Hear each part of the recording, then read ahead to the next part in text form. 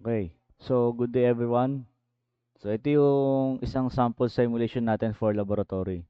So, I hope na nakapag-install kayo ng SolidWorks since meron akong in-upload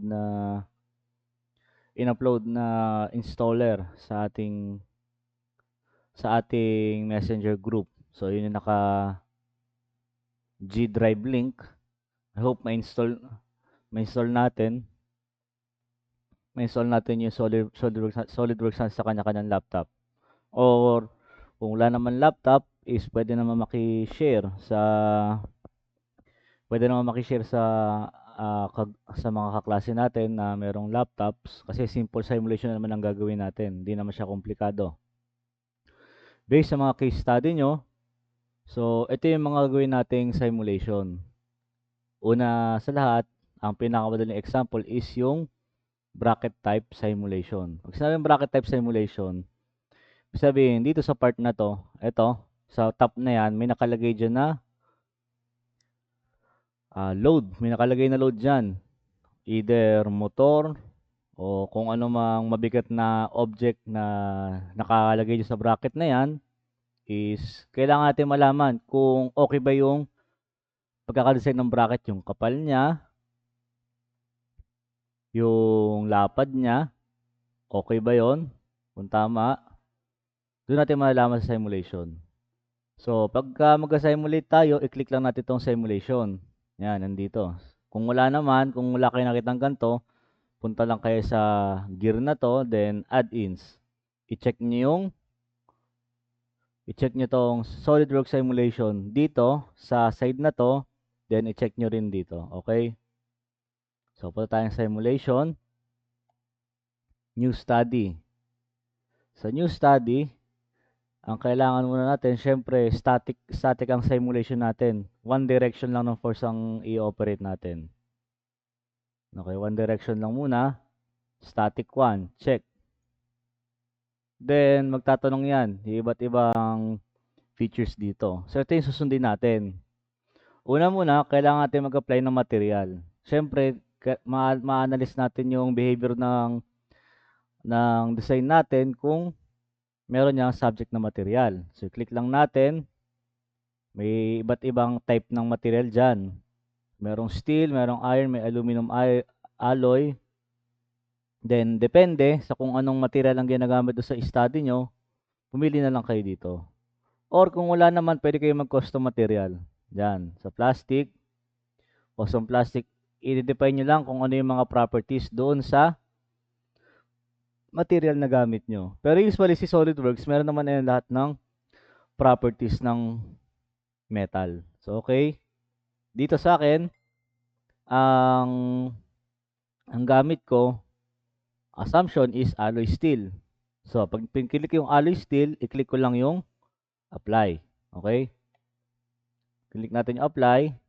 Close. So, nakita natin, nag-iba na yung kulay niya. Ibig sabihin, may applied material na tayo dyan. Meron tayong applied material dito sa bracket na propose natin. Then, fixture. So, kailangan, since nag-simulate tayo, kailangan i-determine natin kung saan ba nakapix tong bracket natin. Since bracket nga siya, nakapix to dito sa hole na to. So, ibig sabihin, may nakakabit na bolt dyan. Imagine niyo, yan, pag naka-side view, andito yung pinaka-pader. Andyan yung pinaka-pader. Then, nakatouch yung mga bolt. So, dyan siya nakahang yung bracket na yan. So, kailangan natin i-determine kung nasan yung fixed side.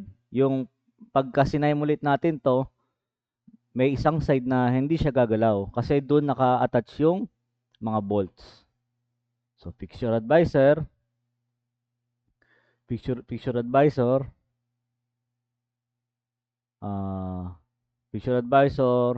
fixed geometry. Yan, makita nyo dito, pinapakita niya yung green area, nandyan yung mga attachment.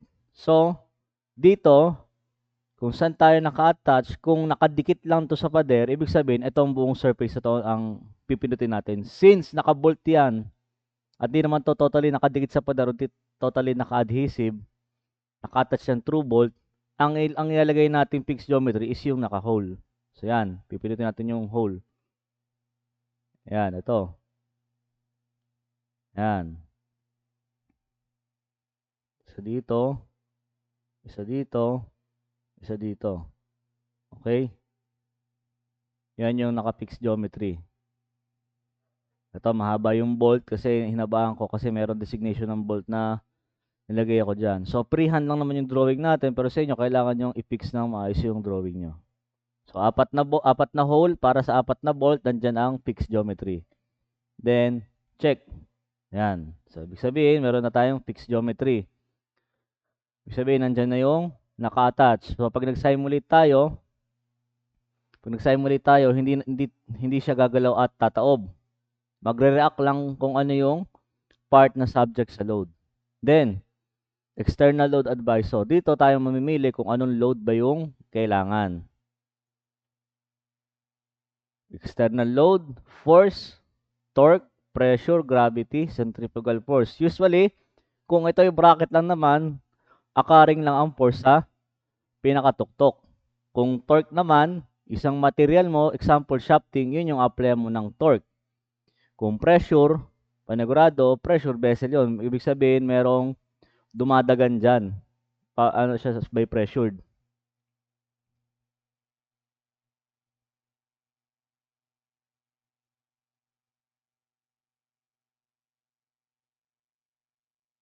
Okay? So, dito, ang gagawin natin is force. Then, iselect natin kung saan nag-occur yung force. Diba? Sabi ko nga kanina, nasa top. So, ibig sabihin, dapat nandiyan yung force occurring. So, isa-select natin yan dyan. O kung may nakalagay ka naman dito, kung papunta naman dito ang force, pwede mo i-select yan. Pero usually, bracket nga yan, dapat nandito yan sa itaas. Kasi nandyan nakalagay yung mga motor o di kaya anong mechanical equipment. So, click natin yan. Then, magtatanong yan kung normal o selected direction. I-normal mo lang kasi laging pababa ang force. Wala namang force na acting pataas. Either kung mag-acting pataas yan, i-define mo lang. Then, magtatanong yan kung ilang newton yung na-apply niya. For example, meron tayong material na ito sa alloy steel, then yung force nga daw na ginagawa ng isang mechanical equipment na na-absorb ng bracket, isa mo sabihin natin 500 newton. Then magtatanong yan kung reverse direction o per item. Pag ginawa mo reverse direction yan, pataas yan. Pag tinanggal mo naman, toward the bracket. So, toward the bracket tayo. Then, check natin. I-check. So, ibig sabihin, meron na tayong acting force. So, i-mesh natin. Para saan ba yung mesh? Papakita natin kung para saan yung mesh. Create mesh. So, ulitin ulit natin ha. Right click. Create mesh. So, okay lang in between tayo dito sa course at find. Kasi pag find, matagal siyang mag-solve. So, bakit kailangan i-mesh yan? Bakit kailangan i-mesh? Pagka kasi, minesh natin yan, ay lalabas yan. Lalabas yan ng mga triangular shape. Ibig sabihin, lahat ng triangular shape na yan, makaka-receive yan ng 500 Newton force. So, para mas firm yung simulation natin. Regardless na meron tayong fixed side dito, i-mesh niya pa rin yan. Pero, ang mostly na makakaroon ng contact do sa Newton, sa external load, is yung mga naka-triangular mesh na yan. So, kailangan i-mesh mo yung drawing mo. Then, after that, pwede mo na siyang i-run. So, paano tayo i-run yan? Run this result. Mag-load yan. Ayan. So, pinutin natin yung stress 1. Ito, stress 1. So, yan. Nakita natin kung paano mag-act yung yung mismong bracket natin. Ito, medyo exaggerated lang kung paano siya mag-act. So, ang gagawin mo, double click mo to.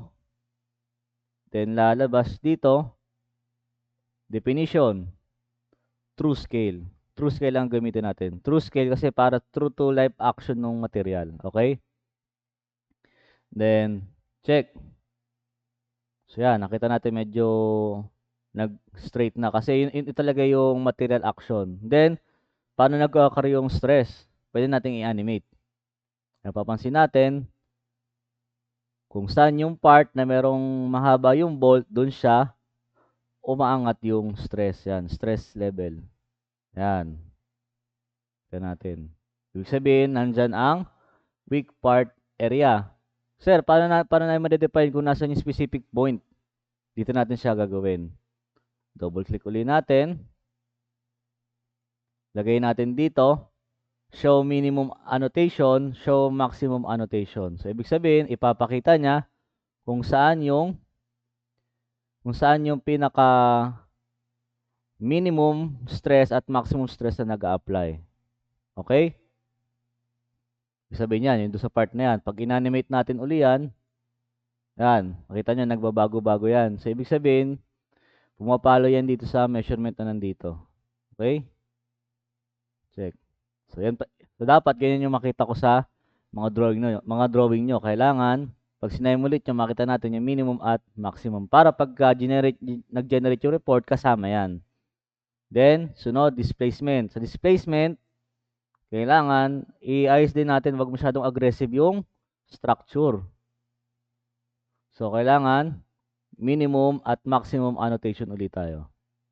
Then, definition, true scale. Check. Yan, ganyan dapat. So, dito naman, pagka-displacement, since displacement yung word, static displacement, disperse ang bali ng stress. So, pinaka-weak point area niya is manggagaling sa edge. Okay? Then next, strain. Ang strain, so, ano natin, edit definition natin. Ganun din yung pagka ni-right click natin to. Pag ni-right click mo to, edit definition, save lang din siya sa ginagawa nating double click dito. Double click, ganun din lalabas. Show maximum, show minimum annotation, then true scale din. Check. So, displacement parehas lang neto. So, kahit hindi mo na to gawin. Umalaga, itong tatlo lang. Okay? Yan. Dito, magtatanong siya sa side na to. Check deformation. Checking deformation is a good start to verify if the source are reasonable. The whole maximum displacement for your whole model is, so ito yung displacement nung mismong design natin. So, pwede natin siya i-play. Pinapareview niya sa atin. Yan. Ito, pwede pa nating i-ayos yan. Ito sa pang-apat.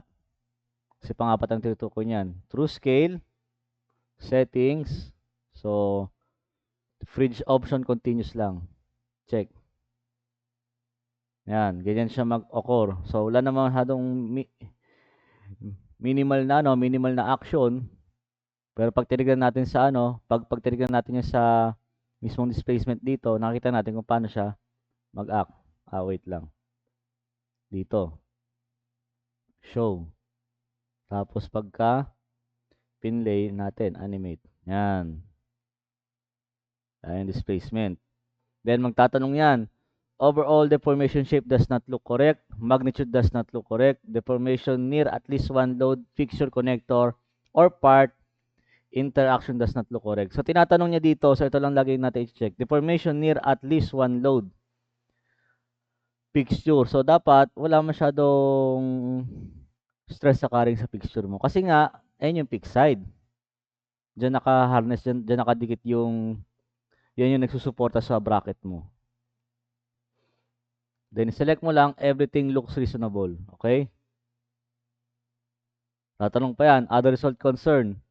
Different result types help you address different concerns. Since you are satisfied with displacement, what other behaviors concern you?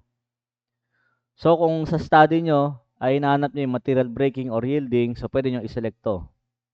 Material breaking or yielding, show factor of safety plot. So, ito yung kailangan nating malaman, yung show factor of safety.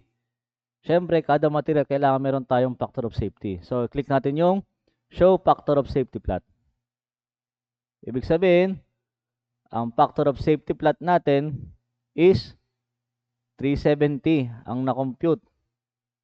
370, 3.7 halos, 3.7 ang factor of safety. Then check natin kung may aggressive pa ba yan. Show minimum at maximum annotation. Then setting. So yan, okay na yan.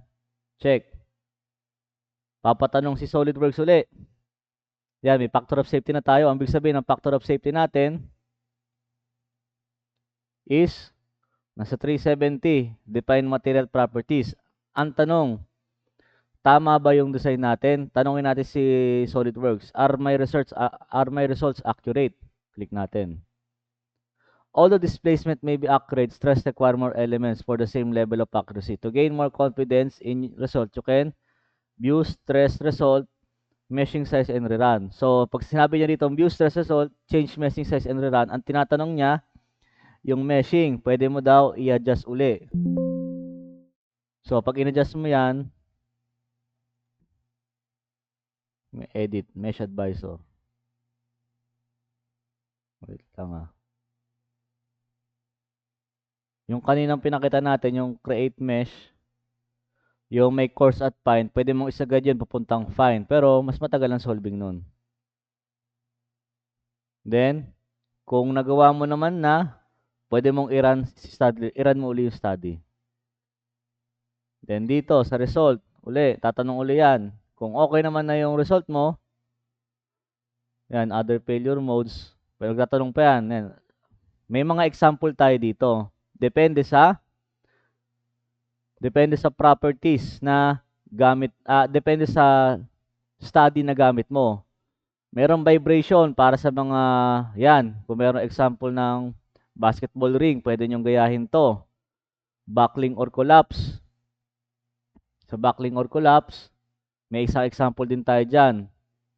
Para naman yung sudden drop sa surface, meron din tayo. Pwede nyo sundin yan dito kasi meron tayong tutorial example dito. Bago kayo gumawa ng drawing, pwede kayo mag-practice dito ng tutorial sample. Okay? Tutorial sample na yan, pwede nyo pag-practicean. Next. Back uli natin. Finish with result advisor. Ibig sabihin, tapos na tayo dito. Nakuha natin yung factor of safety. Finish natin yan. So, next is kailangan natin gumawa ng report. Sa paggawa ng report, click lang natin itong report na to. Report.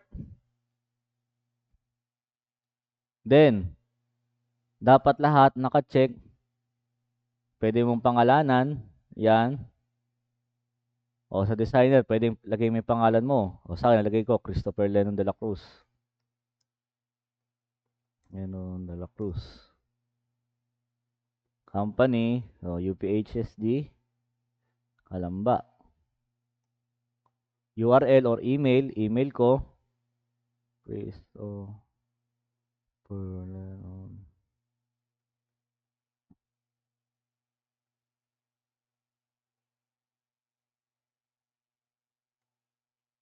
Then logo, wala tayo attach ng logo. Address, so address na lang ng school. Asiano, Kalamba, Laguna. Then dito pwede kayo maglagay ng description nyo kung saan about yung study natin. So dito lagay ko bracket for mechanical load attachment with force of 500 Newton. 500 Newton kasi yung ginamit natin. Then, saka natin i-publish. Yung logo, kung wala tayo logo, uncheck natin yan. Publish. Then, antayin natin si SolidWorks mag-generate ng kanyang report.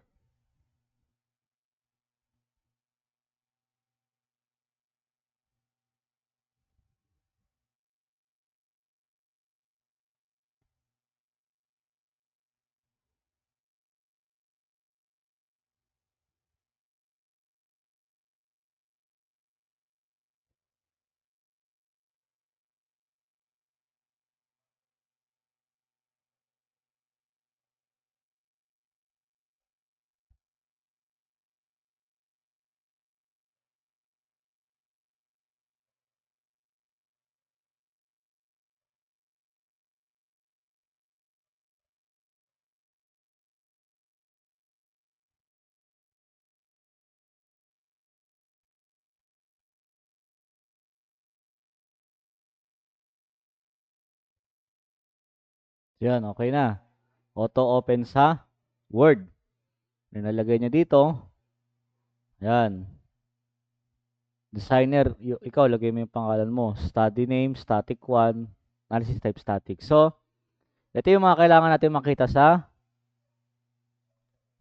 data ninyo. Ano yung kailangan nyong tignan mabuti dito? Una, ang kailangan nating tignan is kung paano yung analysis ng kada result. Okay? Paano analysis ng kada result? Pwede tayo maglagay dito after. Tayo maglagay niyan. After dyan. Dito,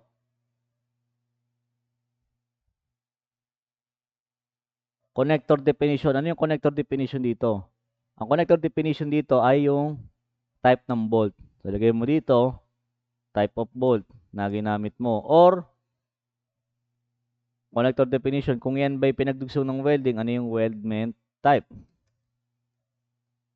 Lagay mo dyan. Interaction information. So, since simplified naman, naka-apply yung load sa taas. So, yun yung ano natin. Natin ilalagay dito. Anong titignan ko mabuti dito? Assumption. Sa assumption, kailangan natin maglagay. Ito yung mga nakalagay sa scope ninyo. Sa scope nyo. Kaya pinapaayos ko mabuti yung scope. Kasi doon lang yung limit ng simulation natin. Scope in chapter 1. Okay? Dito, make a brief description nung study nyo. Okay? Yung brief description, parang introduction at bakit nyo siya sinasimulate. So, hindi lang one-liner rin dapat makita natin dyan, ha? So, ito. Ito na yung second part ng midterm requirement natin for MD2. So, I hope na nasundan natin at makagawa tayo ng kanya-kanyang simulation. So, tulungan na lang since ito ay laboratory naman. So, yun lang. Ito pa pala, meron pala tayo iba pang example dito. So, kung gusto niyo naman na mag-aral ng ibang simulation, meron din naman dito. Ayan, yung question mark, SolidWorks simulation, tutorial. Marami ditong available na tutorial. Yan, pwede rin sa bicycle frame. Select natin yung bicycle frame. Next topic, opening the frame part. Ibig sabihin ito yung ano, pwede mo i-select dito yung mismong brake, ay yung bike frame part. Click here natin, tingnan natin kung ma-open natin. Yes. Yan, ito yung bike frame part. O kung merong may analysis ng ano ng frame bike sa inyo, pwede niyo tong gamitin, pero dapat pili yung load. Okay? Or kung meron namang may frame ng sasakyan, pwede mag-remake ng frame ng sasakyan, then sundin tong study na to. Then ito, tingnan natin sa simulation. I-view natin yung result. So dito nakalagay, viewing the result of the ready study. So ano bang inaano nito? Yung handlebar, yung seat, yung pedals, kung saan nakadugtong yung mga weldment, okay? View the result of the study. So, ito na yung itsura ng study niya. In the simulation tree, open the result part. So, dito, hanapin natin yung simulation na sinasabi niya.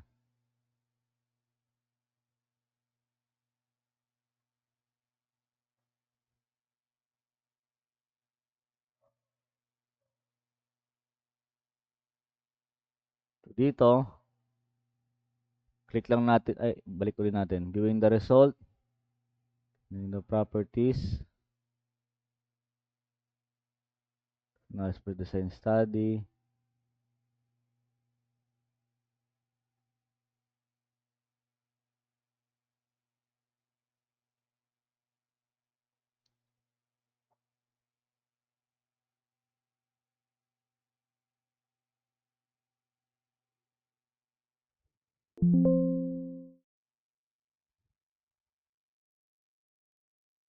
So, dito tignan natin yung simulation study na ginawa nung SolidWorks dito as example.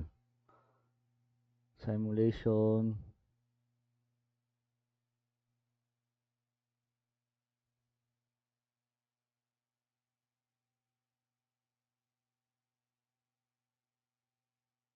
Static 3. So, ibig sabihin, meron ng another study dito. Hanapin na lang natin kung saan siya nakalagay.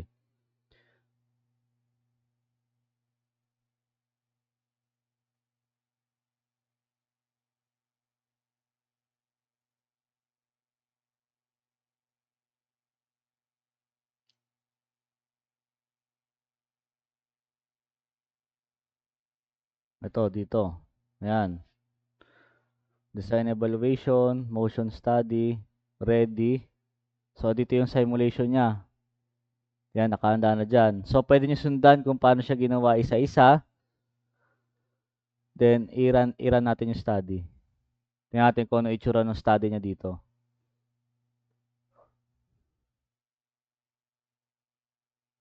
Hindi natin mag-load.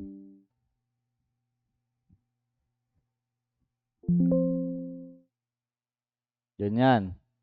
So, dito sa stress, pwede nating tanggalin yung pagka-aggressive. Right-click natin to, double-click, show minimum, maximum, definition, true scale. Check. So, paano mag-act yung stress? Animate natin. Ibig sabihin, kung saan nakakabit yung gulong, at kung nasa ng pedal, doon tayo halos nagkakaroon ng stress. So, yan, doon tayo kasi yun yung naghaharness ng bigat. Bakit ganyan? Kasi kung may shock tayo dito, may iwasan natin yung ganyan. Stop natin. Check. Displacement. Edit definition natin. True scale. Then, chart option. Minimum at maximum. Check. Sa displacement, upon movement naman, pwede nating i-play yan. Animate. Ibig sabihin, mas nakaka-harness ng mas malaking stress is yung nasa manibela pag sa bike frame. Ito, nakadepende lang sa selection ng picture ng bike frame, okay? Check. Then, tignan natin yung ibang study niya. So, ito, kung kumpleto na yan, pwede tayong magawa ng report. Gawa natin ng report yung bike frame study. So, kahit doon na natin siya ilagay. So, baguhin natin yung folder path. Lagay natin dito sa folder natin kanina. Desktop. Sample simulation. Select folder. Apply. Para siya gagawa nung study and publish.